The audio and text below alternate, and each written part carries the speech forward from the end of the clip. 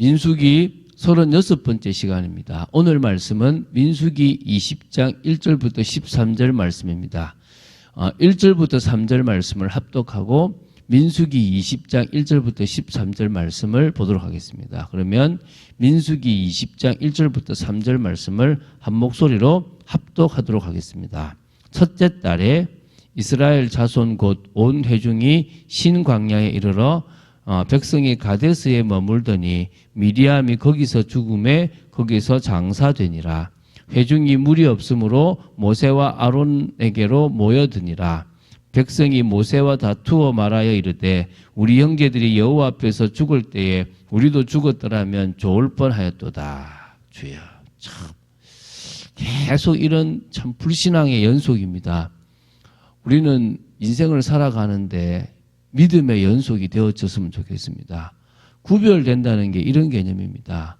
믿음의 연속으로 살아갈 거냐, 불신앙의 연속을 가지고 살아갈 거냐의 이 차이입니다. 우리는 구별된다는 게 어떤 환경, 어떤 상황 속에서도 믿음의 정말 계속 고백을 계속 이어져 가면 되는 겁니다. 이 얼마나 안타깝습니까? 혹시 이렇게 구원받아도요, 암 걸려요. 혹시 이렇게 구원받아도요, 어렵다니까요. 왜 여러분 이런 삶을 살아갈 겁니까? 여러분, 하나님은 저와 여러분의 모든 것을 책임지고 있습니다. 하나님은 저와 여러분의 모든 것을 알고 계십니다. 못 주셔서 안 주는 게 아닙니다. 또 괘씸해서 안 주시는 게 아닙니다. 우리에게 해가 되기 때문에 안 주시는 것입니다. 그 의미를 여러분들이 알고 믿음으로 나아가시기 바랍니다. 자, 오늘도 이제 무리바의 물 사건이라는 그런 내용인데요. 호렙산에 있었던 그 무리바하고는 좀 다른데 어쨌든 여기서도 다투어서 여기서도 이제 무리바가 되는 겁니다. 한번 보겠습니다. 하나님은 가데스 바네에 사셨던 약속대로 이스라엘 백성들을 38년 동안 광야에서 유리방황하게 하셨습니다. 그런 의미에서 이스라엘 백성들은 38년 동안 이 광야 사막에서 긴 행군을 했다기보다는 그냥 지루한 휴식을 하고 왔다 갔다 하는 그런 시간을 보냈다고 보시면 됩니다. 이제 광야의 긴 시간표가 거의 끝나가고 있습니다. 이때 이들은 다시 가데스에 머물렀던 것입니다. 물론 이때 가데스는 가나안 국경에 접해 있었던 그 가데스 광야가 아니라 에돔의 경내에 있던 다른 가데스라고 보는 게 맞을 겁니다. 어쨌든 약속의 땅은 아직 조금 남았지만 이제 거의 가까이 가고 있는 상황입니다. 그 가데스에서 미리암 곧 모세와 아론의 누나가 죽음을 맞이했다라고 보시면 됩니다. 모세가 갈대 상자에 담겨 강에 던져질 때 그것을 목격하고 유모를 소개시켜줬던 그 미리암이라고 보시면 돼요. 나이가 많겠죠. 자, 한 세대는 가고 있습니다. 이 민수기 20장에는 오늘 이제 미리암 죽는 얘기지만 또 오늘 보는 내용에서 모세가 이제 가나안 땅에 들어가지 못하게 되는 원인을 보게 되고요. 또 뒤에는 또 이렇게 아론도 죽는 내용이 20장에 나옵니다. 어찌 보면은 삼남매에 대한 이야기가 오늘 조금 나오는 부분도 있기도 합니다. 사실 미리암은 여자 예언자였습니다. 이스라엘에게 많은 자비를 베푼 도구 노릇을 했다라고 미가서 6장 4절에 나옵니다. 모세와 아론이 지팡이를 들고 이스라엘 앞에서 가며 그들을 위해서 기사를 행할 때 미리암은 나팔을 들고 그러한 기사를 베푸신 하나님을 찬양하며 그들 앞에서 나아갔던 인물입니다. 그녀도 한때는 하나님을 원망했기 때문에 가나안 땅에 들어갈 수 없었고요. 또 모세에게 대항하여 문둥병도 들었던 그런 사람입니다. 그 미리암이 지금 이렇게 가게 되었습니다. 자, 그리고 이 가데스에서는 또 하나의 중요한 사건이 나옵니다. 물이 없었기 때문에 있었던 이스라엘 백성들의 원망과 관련된 것이고, 이때 모세는 하나님의 말씀에 순종하지 못함으로 결국 가나안 땅에 들어가지 못하게 되었다는 것입니다.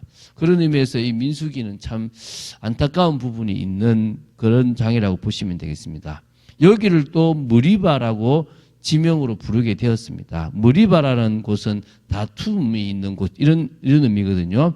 바로 언제냐면 이 광야 여행을 시작하던 무렵에서 호렙산에서 이미 이스라엘 자손이 다투었다고 출애굽기 17장 7절에 나와요. 그래서 그곳을 무리바라 불렀습니다. 이때 무리바는 호렙산에 있었던 무리바고요. 지금 여기 무리바는 아까 말했던 가데스에 있는, 그것도 에돔 광야 부근에 있는 가데스에 있었던 곳입니다. 그래서 여기도 지금 행군의 끝 무렵인데 이유는 같습니다. 똑같이 정해지게 된 게 이스라엘 자손이 다투었으므로 무리바의 무리라라고 했습니다. 이스라엘 백성이 자손이 다투었다고요. 처음에 있었던 일이 여기서 똑같이 재현되었다라고 보시면 됩니다. 이 원인은 뭐죠? 2절입니다. 물이 없었기 때문에 회중, 그러니까 이스라엘 백성들에게 물이 없었어요. 물은 사람에게 없어서는 안 되는 것입니다. 광야에서 38년 동안 그들이 물이 없어서 죽은 적이 없지 않습니까? 그들을 먹이신 분이고 그들을 마시게 하신 분이 하나님인데 그 은혜는 잊어버리고 당장 물이 없다는 것에 지금 속고 불평하고 원망하고 다투고 있는 것입니다. 이래야 그들은 또 원망과 소동을 일으키기 위해서 모세와 아론에게로 모여들었던 것입니다. 여러분이 목회자로 나올 때, 여러분이 사역자 앞으로 나올 때 무엇 때문에 나와야 되겠습니까? 불평, 원망하기 위해서 나오지 마십시오. 그렇다고 해서 마음속에 가득한 것을 가지고 아닌 척 하려고도 하지 마시고요. 단지 뭐합니까? 믿으세요. 뭘 믿으시면 됩니까? 하나님이 역사하고 계심을 믿으시고 저 사역자와 같이 그 문제를 풀기 위해서 만나시지 원망하고 불평하기 위해서는 만나지 마시기 바랍니다. 자, 그들은 아론과 모세와 대항하여 다투었습니다. 그들의 부모들이 했던 그런 똑같은 말투, 똑같은 방법대로 똑같이 다투었습니다. 원망하는 내용을 보십시오. 3절에서 5절에 보면 이렇게 나옵니다. 우리 형제들이 여호와 앞에서 죽을 때에 우리도 죽었었더라면 좋을 뻔하였도다. 그때 그만 죽고 말지 지금 와서 이렇게 죽게 하면 안 되냐, 고생도 하고 이러고 있는 거예요. 너희가 어찌하여 여호와의 회중을 이 광야로 인도하여 우리와 우리 짐승이 다 여기서 죽게 하느냐? 너희가 어찌하여 우리를 애굽에서 나오게 하여 이 나쁜 곳으로 인도하였느냐? 또 똑같죠. 지금 왜 애굽에서 인도했느냐 이 말입니다. 이곳에는 파종할 곳이 없고 무화과도 없고 포도도 없고 석류도 없고 마실 물도 없도다. 38년을 하나님이 먹여오셨는데 38년을 하나님이 책임져 오셨는데 왜 파종할 곳을 찾고 왜 무화과 없는 것을 찾고 있습니까? 지금 이러고 있다니까요. 40년이 약 40년이 지났는데 여전히 육신적인 것만 관심이 있습니다. 변한 것이 하나도 없어 보입니다. 얼마나 안타깝습니까? 모세와 아론은 그들에게 아무런 대꾸도 하지 않았습니다. 할 이유가 없습니다. 물론 화가 났어요. 화가 난 그게 뒤에 나옵니다. 단지 회막으로 물러가 하나님의 뜻이 어떤지를 알고자 엎드렸습니다. 전과 같이 엎드린 거죠. 여러분, 기도가 최고입니다. 대항할 필요도 없습니다. 변호하려고 할 필요도 없습니다. 그냥 하나님을 온전히 의지하고 바라보면 됩니다.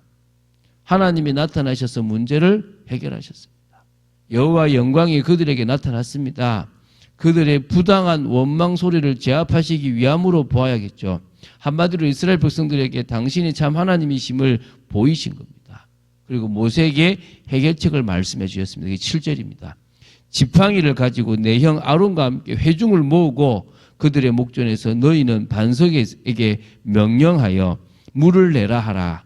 내가 그 반석이 물을 내게 하여 회중과 그들의 짐승에게 마시게 할지니라.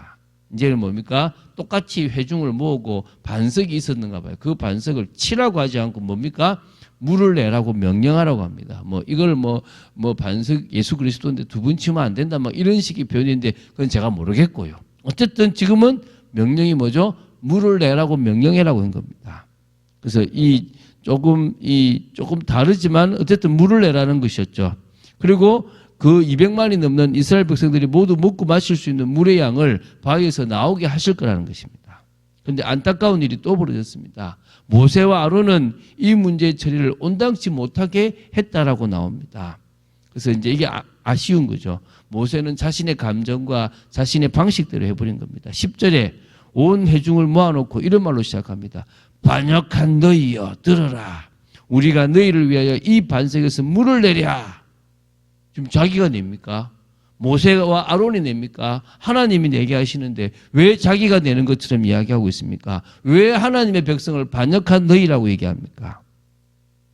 모세와 아론은 하나님의 대리자입니다. 물을 내는 분은 하나님이십니다. 그런데 여기에 보면 우리가 너희를 위하여 이 반석에서 물을 내랴 이렇게 얘기합니다. 그러면서 이제 물을 또 반석을 쳐버리죠. 그죠? 어쨌든 11절에 모세가 그의 손을 들어 그의 지팡이 위로 반석을 2번 치니 물이 많이 쏟아 나오므로 회중과 그들의 짐승이 마시니라. 이 2번 치는 게 잘못된 거죠. 이 일로 하나님은 노하셨습니다. 이 노하심에 대한 부분들이 뭔지를 봤으면 좋겠습니다. 뭐 딱히 명확한 건 안 나옵니다. 첫 번째는 영광을 자신들이 차지하려 했습니다. 하나님이 하시는 게 아니고 우리가 한다는 식으로 얘기해 버렸습니다. 이게 지금 하나님 앞에서 잘못입니다. 두 번째는 하나님의 명령을 그대로 하지 않았습니다. 물을 내라고 했는데 또 똑같이 반석을 쳐버렸습니다. 2번이나. 이게 문제가 되는 거죠. 이게 어떤 의미, 영적인 의미가 뭔지는 잘 모르겠습니다. 어쨌든 불신앙은 중대한 죄악인데 불신앙해 버렸습니다. 이 12절에 이렇게 나옵니다. 하나님이 모세에게 또 아론에게 너희가 나를 믿지 아니하고 이스라엘 자손의 목전에서 내 거룩함을 나타내지 아니한 고로 너희는 이 회중을 내가 그들에게 준 땅으로 인도하여 드리지 못하리라. 너희들이 나를 믿지 않았다. 나를 거룩하게 높이지 않았다. 라고 지금 이야기해 버립니다. 그래서 결국 뭐요? 너희들은 끝까지 인도하여 드리지 못할 것이다.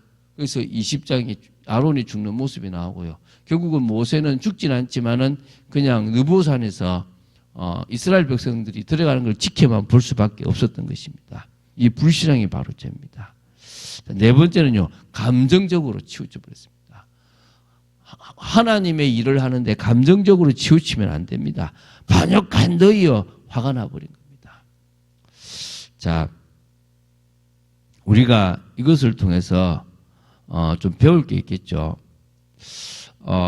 정말 우리는 누구나 이렇게 잘못을 저지를 수 있는 부족한 모습들이 있습니다.